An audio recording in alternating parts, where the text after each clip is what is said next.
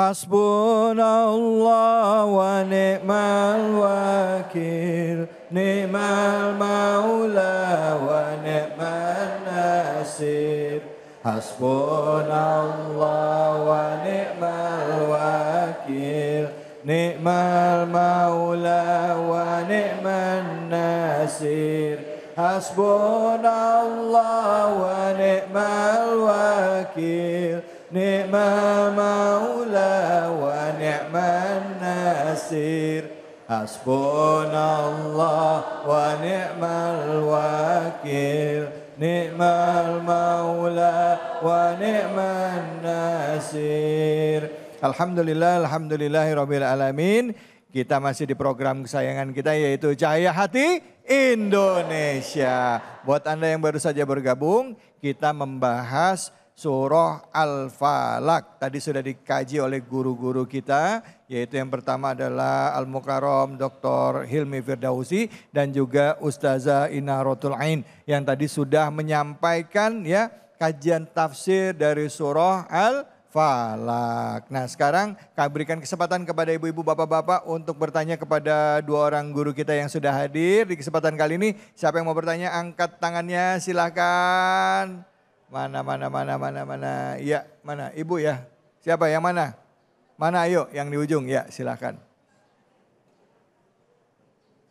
Assalamualaikum warahmatullahi wabarakatuh. Assalamualaikum warahmatullahi wabarakatuh. Perkenalkan, nama saya Oci dari Miftahul Jannah. Saya mau bertanya Pak Ustadz, Bu Ustadz. Jadinya apakah benar jika seorang dukun itu bisa membunuh manusia? Oh, ya. Dan bagaimana cara kita untuk melindungi diri dari dukun tersebut? Terima kasih. Baik, alhamdulillah. Terima kasih banyak. Namanya siapa tadi, Mbak? Ibu Oci. Ibu Oci, Ya. Ibu Oci. Makasih Bu Oci. Ya, sama-sama. Baik, silakan. Pertanyaan pertama mungkin dijawab oleh Ustazah Ina ya, silakan Ustazah Ina Rotul. Baik, terima kasih. Wallahu yuhyi wa yumit. Bahwa sesungguhnya Allah lah yang menghidupkan dan mematikan. Bagaimana mungkin dukun itu bisa membunuh sesama manusia jika tanpa kehendak dari Allah Subhanahu wa Ta'ala. Maka sesungguhnya sebagaimana yang kita ketahui, jodoh, rizki, dan umur sudah ditetapkan oleh Allah Subhanahu wa Ta'ala. Dan bagaimana cara kita melindungi diri dari hal tersebut? Maka Rasulullah Sallallahu Alaihi Wasallam mengajarkan kita untuk membaca surat Al-Mu'awwidhatain, yaitu dua surat yang mengandung doa perlindungan yang luar biasa, yang tidak ada surat lain yang bisa mengalahkannya, yaitu surat Al-Falaq dan surat An-Nas. Di mana surat Al-Falaq itu terdiri dari 5 ayat dan surat An-Nas terdiri dari berapa ayat, Bu? Ngitung dulu, 6. Jadi keduanya ada 11 ayat, di mana pada waktu itu ketika Rasulullah kama qala al-mufassirin, Rasulullah terkena dampak sihir, membaca surat Al-Mu'awwidhatain yang berjumlah 11 ayat. Dan ketika terkena sihir dengan 11 ikatan buhul-buhul tersebut, setiap membaca satu ayat maka akan terlepas satu buhul. Sampai 11 ayat maka 11 buhul itu terlepas. Maka kemudian disunnahkan untuk kita sebelum tidur membaca surat Al-Mu'awwidhatain. Bangun tidur membaca surat Al-Mu'awwidhatain. Dan yang lebih indah lagi ada sebuah hadis yang mengatakan ketika kita ingin memiliki perjalanan yang bagus termasuk perjalanan di dalam hidup ini, salah satunya adalah membaca surat Al-Kafirun, surat An-Nasr, surat Al-Falaq, surat An-Nas, dan surat Al-Ikhlas. 5 surat tersebut kita baca, insya Allah perjalanan kita hidup di dunia ini aman, damai, dan sentosa tanpa orang bisa menyakiti kita. Amin. Allahumma. Amin. Amin. Karena sesungguhnya yang bisa menyakiti kita adalah siapa, Bu? diri kita sendiri. Maka perkuatkanlah hati kita, keimanan kita kepada Allah Subhanahu wa taala supaya sihir-sihir tersebut tidak bisa mengenai kita atas perlindungan dari Allah Subhanahu wa taala. Biwasilati iman dan takwa kita yang kuat kepada Allah Subhanahu wa taala. Maka semuanya kejahatan-kejahatan bakal lari dari kehidupan kita. Baik, alhamdulillah. Terima kasih banyak Ustazah. Silakan pertanyaan berikutnya, angkat tangannya. Silakan, mana? Ya mana? Oke, Bapak-bapak, silakan Bapak. Ya. Berdiri Pak ya. Ya, makasih. Bismillahirrahmanirrahim. Assalamualaikum warahmatullahi wabarakatuh. Waalaikumsalam warahmatullahi wabarakatuh.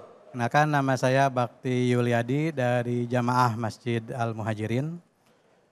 Berkenaan dengan pertanyaan bahwa kejahatan sekarang ini yang tadi disampaikan pada saat malam atau subuh, tahun sekarang kejahatan bisa malam dan subuh dan yang lain waktunya.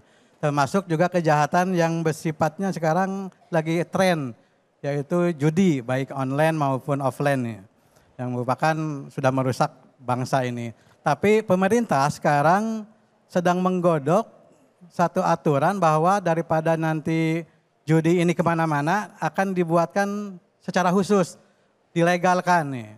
Nah, salah satunya akan dibikinkan kasino dan yang lainnya, sehingga selain nanti bisa terawasi juga bisa mendapatkan hasil selain dari pajak gitu kan. Nah, bagaimana pendapat kita, dan kalau kita tidak peduli dengan hal ini, apakah kita juga termasuk orang yang berdosa karena membiarkannya? Baik. Terima kasih. Ya, Assalamualaikum warahmatullahi wabarakatuh. Waalaikumsalam warahmatullahi wabarakatuh. Silakan Ustaz Ilmi. Jelas dalam Al-Quran Allah Subhanahu wa ta'ala berfirman, ya ayyuhalladzina amanu innamal khamru wal maisiru wal ansabu wal azlamu rijsun min amali syaitan fajtanibuhu la'allakum tuflihun. Wahai orang beriman, sungguhnya minuman keras, khamar itu Bu, berjudi, berkurban untuk berhala, mengundi dengan anak panah, rijsun, dosa, min amali syaitan, dan termasuk di antara perbuatannya syaitan. Fajtanibu, jauhi Bu, la'allakum tuflihun, maka akan beruntung. Artinya tegas di sini Allah Subhanahu wa taala melarang kita untuk berjudi. Karena judi itu seperti sepaket ya. Tadi Bapak bilang ada rencana lokalisasi perjudian. Sama dulu ada lokalisasi pelacuran. Ya. Kejahatannya dilokalisasi, tujuannya katanya untuk agar tidak menyebar, tapi hampir tidak mungkin Bu. Apalagi Indonesia ini negara mayoritas muslim. Kalau saya pribadi jelas menolak hal tersebut.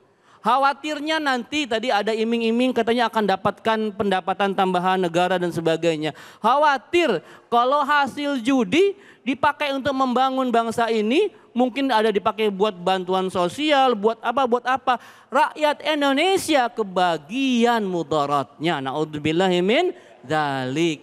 Maka judi harus diberantas, bukan dilokalisasi. Apalagi hari ini ada yang namanya judol, ya. Judi online. Ini tidak hanya bapak-bapak, sampai anak-anak SMP Ustadz, anak-anak SMA, anak kuliah, emak-emak ada yang judi online juga.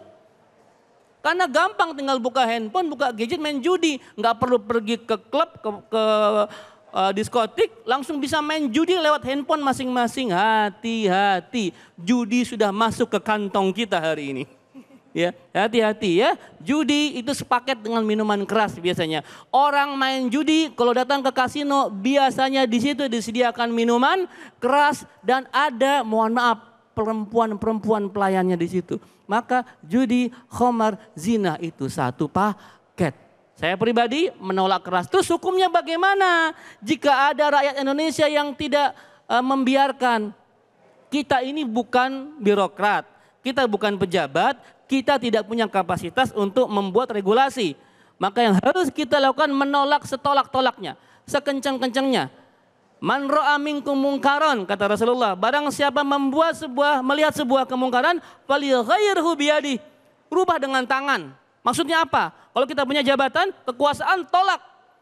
Kalau undang-undang itu digodok di DPR, kita anggota DPR, tolak. Permasalahan nanti itu tetap legal karena kita kalah voting, bukan urusan kita. Yang penting kita telah menolak. Tapi kita orang biasa, nggak punya kekuatan. Ya, ya. Fa illam yastati fa bilisani. Nih, orang biasa kayak kita karena nggak punya power, nggak punya kekuatan, maka tolak dengan mulut kita. Saya anti dengan legalisasi, dengan lokalisasi kasino. Yang terakhir, fa biqalbi. Kalau nggak bisa juga, maka doakan semoga nggak jadi. Amin ya robbal alamin. Baik, terima kasih banyak Guru Judi. Tet, menjanjikan kemenangan. Judi, tet, menjanjikan kekayaan. Bohong. Wah, hafal ibu. Bohong katanya. Itu kata Haji Roma Irama. Tapi balik lagi Ibu, memang tidak pernah ada istilah orang kaya karena judi ya. Yang ada kaya karena bayar zakat ada. Kaya karena sedekah banyak. Tapi kaya karena judi nggak ada. Itu bohong. Jangan kemana-mana, kita akan lanjut lagi. Tetap di sini di Cahaya Hati Indonesia.